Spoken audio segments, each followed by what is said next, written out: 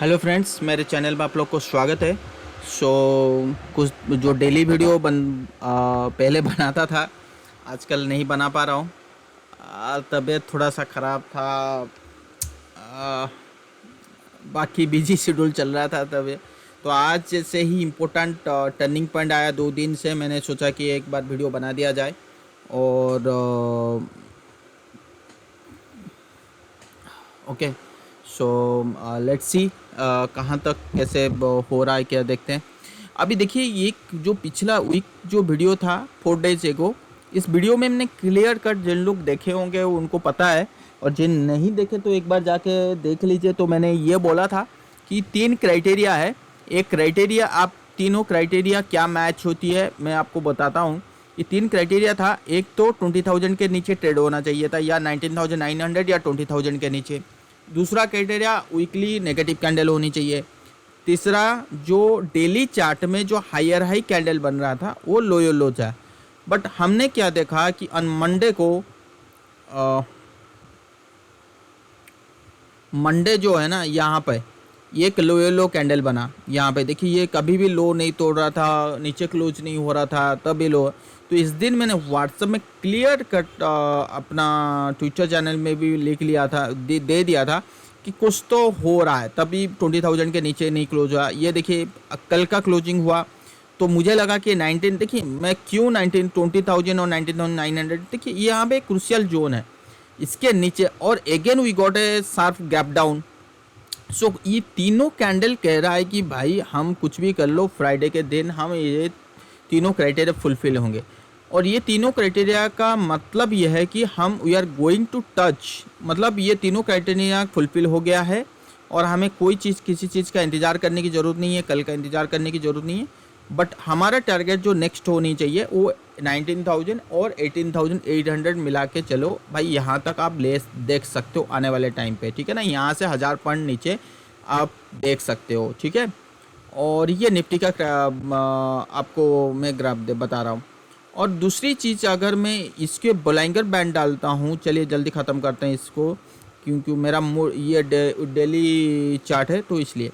और अगर मैं यहाँ पे बी बोलाइंगर बैंड डालता हूँ तो ये अब मुझे ये कह रहा है कि यहाँ पे तो आएगी आएगी 19,200, तो आएगी आएगी। अगर इसके नीचे जा रहा है तो 18,000, तो मुझे नहीं लगता कि 18,000 जाए और ये एकदम से 18,800 को टच करके फिर दोबारा आ सकता है। तो ये काफ़ी बड़ा सपोर्ट का काम करेगा 19,200 देन 18,800 जो है, इस लेवल पे कहीं ना कहीं मुझे लगता है कि बॉटम आउट हो जाना चाहिए, ठीक है ना। और डेली चार्ट में बेसिस पे अगर हम देखें तो भी अभी 19,000 वो 18,800, तो कुल मिला के यही शो कर रहा है। अगर बैंक निफ्टी की देखूं तो बैंक निफ्टी क्या कर रहा है, exactly we got a sharp fall near the double top pattern. यहाँ से मुझे एक बार सेलिंग मिला, और ये जो सेलिंग है ना, ये अभी तक ये यहाँ तक तो कंफर्म है भाई, यहाँ तक तुम आ रहे हो। बट एक चीज़ है, मुझे कहीं ना कहीं ये लग रहा है कि बैंक निफ्टी से ज़्यादा वीकनेस है, और इसके नीचे अगर फॉल हो रहा है, जैसे यहाँ पे डाइवर्जेंस वगैरह शो कर रहा है, तो काफ़ी बड़ा फॉल हम देख सकते हैं। तो आई डोंट नो कि मैं कितना सही हूँ कितना गलत हूँ, ये बताना मुश्किल है। अगर मैं इसकी फिबोनाची ड्रॉ भी करूँ ना, यहाँ पे फिबोनाची ड्रॉ करूँ, तो मोटा मोटी अगर मैं मान के चलूँ यहाँ पे मुझे, तो यहाँ तक तो इतना बड़ा तो फॉल आई डोंट थिंक सो कि हम लोग देखेंगे। और यहाँ पे भी अगर मैं ड्रॉ करूँ तो 50% मान के चलो, 42,550 ये आप लेके चल सकते हो। अगर मैं इसकी बोलाइंगर बैंड भी देख रहा हूँ तो बोलाइंगर बैंड 43,000 के करीब आ रहा है। तो आप कुल मिला के 42,500 का ये एरिया लेके चलो, यहाँ तक आप एक्सपेक्ट कर सकते हो, ठीक है। तो वो चीज़ है, यहाँ तक एक्सपेक्ट कर सकते हो जो भी फॉल मिलेगा। तो ये अच्छा, मतलब वो चीज़ है। और इसकी अगर मैं मंथली वाइज डालूँ,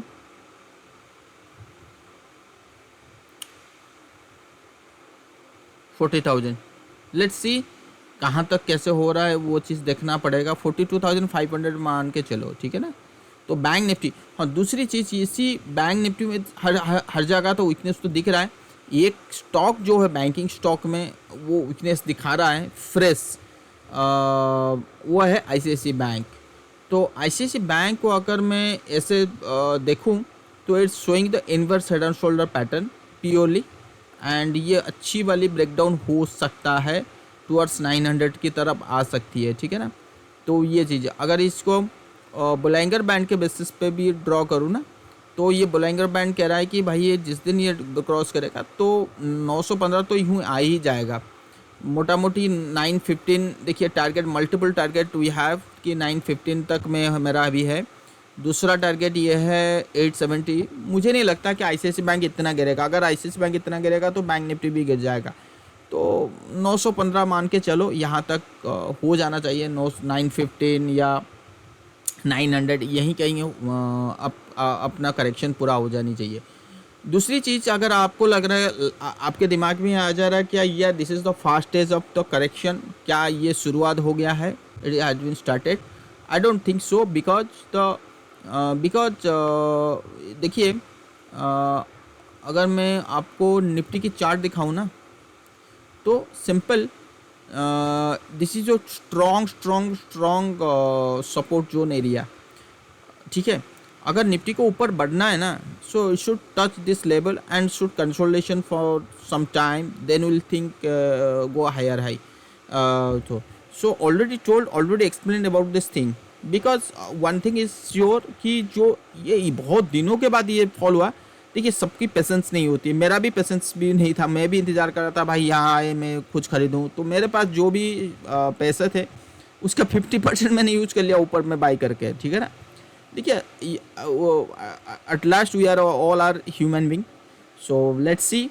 और अच्छी स्टॉक बाई किया है, ऐसा नहीं है कि गलत स्टॉक बाई कर लिया है, ठीक है। मार्केट गिरेगा तो मेरे स्टॉक भी नीचे जाएंगे, कोई दिक्कत नहीं। I have already invested in Reliance, HDFC bank, Kotak Mahindra bank, बड़े बैंक, इवन SBI में भी। ठीक है, मार्केट गिर रहा है तो मेरा भी स्टॉक नीचे जाएंगे। मिड कैप, अब लार्ज कैप नीचे जा रहे हैं तो मिड कैप स्मॉल कैप भी नीचे जाएंगे। कोई चिंता करने की बात नहीं, आराम से होल्ड कीजिए। जो भी है ये शॉर्ट टर्म बेन है, शॉर्ट टर्म का फॉल है। आई होप कि 15 अक्टूबर के बाद ना सब कुछ नॉर्मल होना शुरू हो जाएगा, ठीक है ना। तो ये याद रख लीजिए। तो आपको कहीं पैनिक होने की ज़रूरत नहीं है ना। ये बड़ा करेक्शन का तो है ही नहीं। क्यों? क्योंकि डॉलर टॉप आउट हो जाएगा 106 में, ठीक है ना। ये चीज़ ध्यान में रखिए। दूसरी चीज़, अगर मैं इनकी S&P की बात करूँ ना, US मार्केट की, तो इनमें करेक्शन पूरा नहीं हुआ है। दैट मीन्स कि ये जो 1 2 दिस इज योर 3 and 4 हो सकती है, then 5 should be the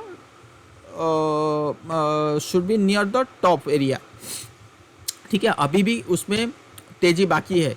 so don't fear, invest हैं तो इन्वेस्ट बने रहिए। बाद में देखेंगे उसमें क्या कर सकते हैं क्या नहीं, ठीक है ना। ठीक है। और जो हर जगह ऐसा नहीं है कि नास्डैक, S&P जो भी है आपके सामने, वो एक बार और ऊपर जाने ही जाना है, ठीक है ना।